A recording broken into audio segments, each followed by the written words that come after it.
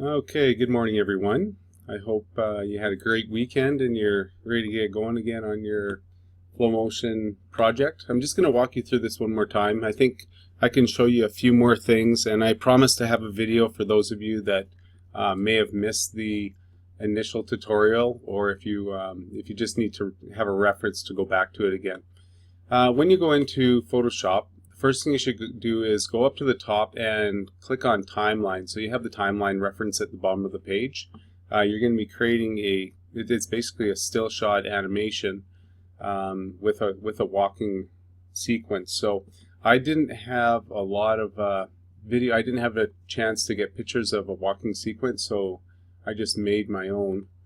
I'm just going to go down and get some pictures here. So the best way I found of getting started is to open up a picture that you have. So you can see my picture here is fairly small. I'll zoom in on it.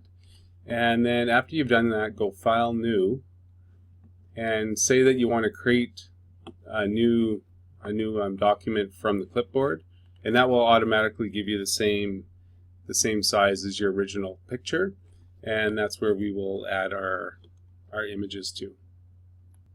So at this point we now have a canvas that's the same size as our media, so we can go down into our timeline, create video timeline, and then we want to go over here to the little video film strip, click on it and select Add Media.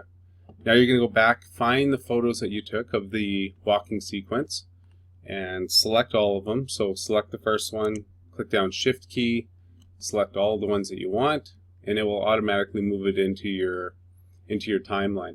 Now you can see over here, if your timeline is out of sequence, that you can move them around. But at this point, this is where we kind of got left. This is where we left off in the class last day, and I just wanted to show you another trick that you can use that might simplify the process. Now the first thing you're going to want to do is remove that initial layer that we created. You don't want it to be part of your animation, or else you'll have a blank spot. So we'll go ahead and delete that. And now you have your full sequence of your project. So if I go through and I watch this, you can see it's super slow. Okay, and that's a problem that you guys were having with. So we tried to adjust it by shrinking down the size of each one of the video segments. But I did find there is another way of taking care of this. So if you go down into the bottom left corner and select the slideshow, it automatically changes it so each one of the frames turns into a picture. So as you can see, the still shot images default to 5 seconds. We're going to change that.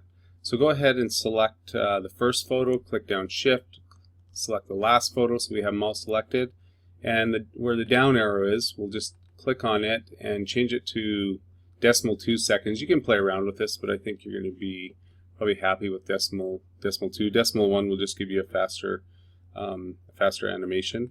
And click on Forever, because we want this to be continuing for infinity and beyond. Okay, here we go. Go down to we want to go down and we want to now take this and render it as a video. So go ahead and give it a nice name at the top here. So I'll just call this Walk. And I select a folder, so make sure you put in a folder where you're going to be able to find it. So I'm going to put it into the same folder where I had my photos. Click OK. The encoder is fine. The format is fine. Document size. Here you might want to change this depending on how you're going to have this viewed by the audience. If you're doing it for the class, I'd suggest don't make it like too big of a video, because then it gets too slow. But if you create it so it's a 720, that would be fine. If you want to do it so it's a widescreen, that's fine. Don't use PAL, we use NTSC in America. So you could select any of these that you'd like. I'm going to leave mine the way it is because it is kind of an odd shape. Also, if you want to change the size of it, you could change the size of it here if it is too big.